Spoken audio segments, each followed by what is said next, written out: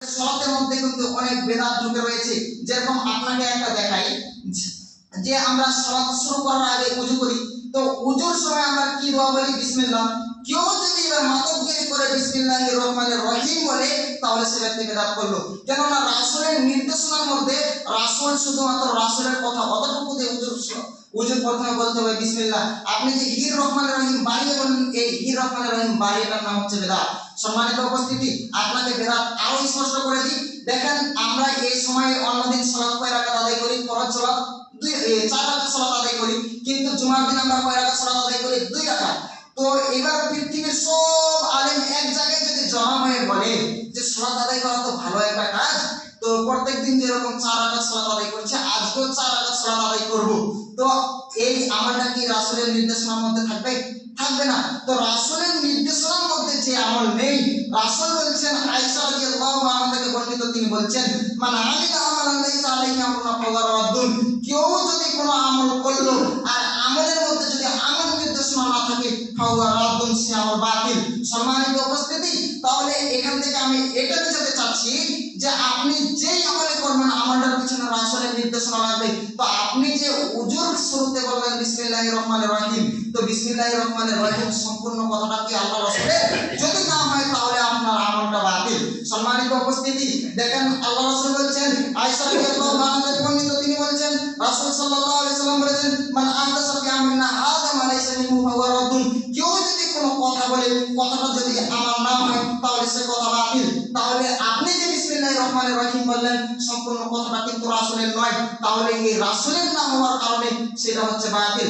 সম্মানিত উপস্থিতি, এই বেদাত মানে হচ্ছে, বেদাত শব্দের শাব্দিক অর্থ হচ্ছে নতুন, মানে আপনি যেটা নতুন করে সৃষ্টি করবেন, রাসূল বলেনি, রাসূল করেনি, এই বেদাত শব্দের অর্থ হচ্ছে নতুন, আর নতুনের নাম হচ্ছে বেদাত।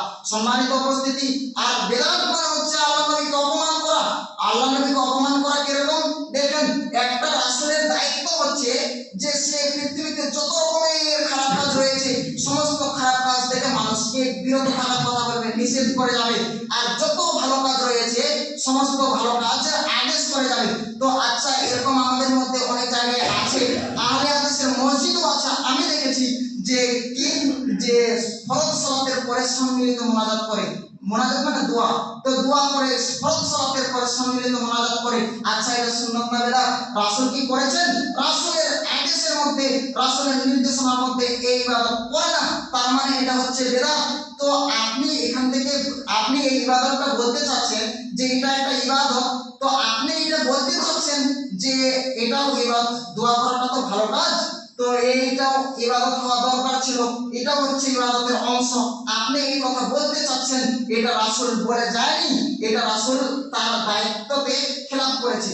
আপনি এটা বলতে চাচ্ছেন যে রাসূল এই যে এটা যে একটা ভালো ইবাদত, রাসূল জানলো না আর আপনি জেনে নিলেন, এটা কি রাসূলের জন্য অপমান নয়?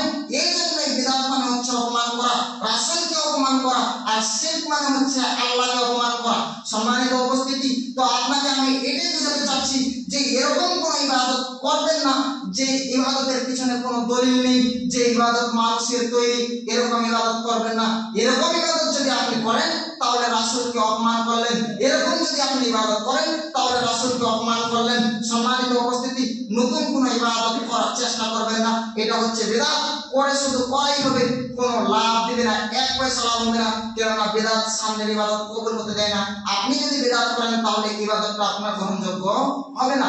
সম্মানিত উপস্থিতি, এবার আপনাকে দেখাই যে আবু হুরায়রা রাদিয়াল্লাহু আনহু থেকে বর্ণিত, তিনি বলছেন, আন্না রাসূলুল্লাহ সাল্লাল্লাহু আলাইহি সাল্লাম, রাসূল সাল্লাল্লাহু আলাইহি সাল্লাম বলেছেন, কুল্লু উম্মতি ইয়াদখুলুনাল জান্নাতা, আমার উম্মতের মধ্যে সবাই জান্নাতে প্রবেশ করবে, ইল্লা মান আবা, শুধু আবা ব্যতীত। তখন কি লাগে রাসূলুল্লাহ, এ রাসূল সাল্লাল্লাহু আলাইহি সাল্লাম, রাসূলকে জিজ্ঞাসা করা হচ্ছে, এ রাসূল সাল্লাল্লাহু আলাইহি সাল্লাম, ওয়া মান আবা, আবাটা কি আল্লাহ নবী? সবাই জান্নাতে প্রবেশ করবে, শুধু কারা প্রবেশ করবে না? আবা ব্যতীত। কে বলছেন? রাসূল